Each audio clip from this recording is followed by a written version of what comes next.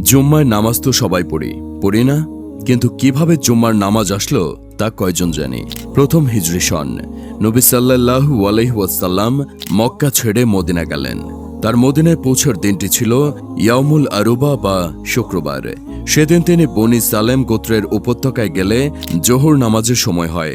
সেখানে তিনি জোহর নামাজের পরিবর্তে জুমার নামাজ আদায় করেন।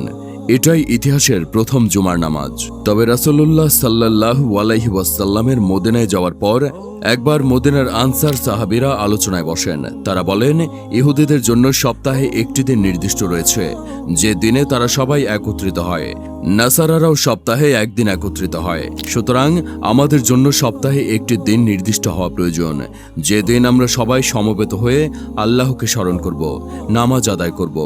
অতঃপর তারা আলোচনায় বলেন, শনিবার ইহুদিদের আর রোববার খ্রিস্টানদের জন্য নির্ধারিত। অবশেষে তারা শুক্রবারকে গ্রহণ করলেন। সিরাতুল মুস্তাফা ও দারসে তিরমিজি।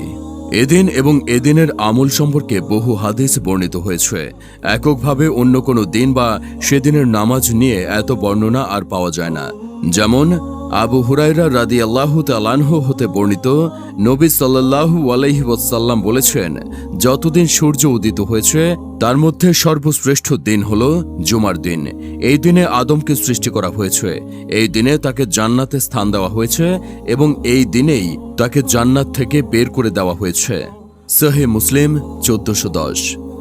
রাসূলুল্লাহ সাল্লাল্লাহু আলাইহি ওয়াসাল্লাম বলেন, আমরা শেষে এসেছি, কিন্তু কিয়ামতের দিন সকলের আগে থাকব।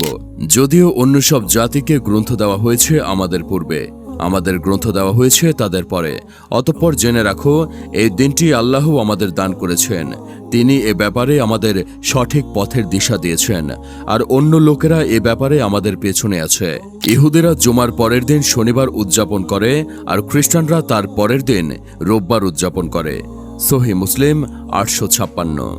আবু হুরায়রা রাদিয়াল্লাহু তাআলা আনহু থেকে বর্ণিত, রাসূল সাল্লাল্লাহু আলাইহি ওয়াসাল্লাম বলেন, যে ব্যক্তি জুমার দিন ফরজ গোসলের মতো গোসল করে প্রথম দিকে মসজিদে হাজির হয়, সে যেন একটি উট কুরবানি করল।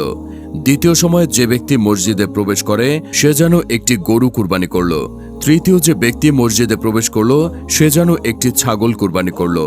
অতঃপর চতুর্থ যে ব্যক্তি মসজিদে গেল, সে যেন একটি মুরগি সদকা করল। আর পঞ্চম যে ব্যক্তি মসজিদে প্রবেশ করল, সে যেন একটি ডিম সদকা করল। অতঃপর ইমাম যখন বেরিয়ে এসে মিম্বরে বসে গেলেন খুতবার জন্য, তখন ফেরেশতারা লেখা বন্ধ করে খুতবা শুনতে বসে যায়। সহিহ বুখারী 881।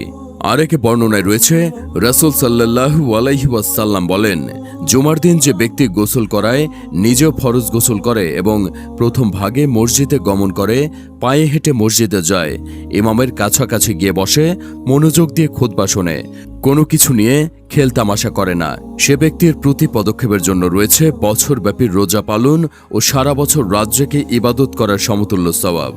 মুসনাদে আহমদ 6954।